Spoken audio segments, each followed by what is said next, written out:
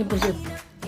ఇప్పుడు మనం banana ice cream చేస్తున్నాం. దానికి కావాల్సినవి ఇక్కడ ఉన్నాయి. చెప్పు. జీడిపప్పు, జీడిపప్పు, బాదం పప్పు, చాక్లెట్, బనానా. ముందుగా మనము ఏం చేయాలి అంటే అను ముందుగా ఏం చేయాలంటే కొయ్యాలి. తర్వాత మిక్సీలో మిక్సీలో చెప్పు వేయాలి. పట్టుకో. బాదం పప్పు,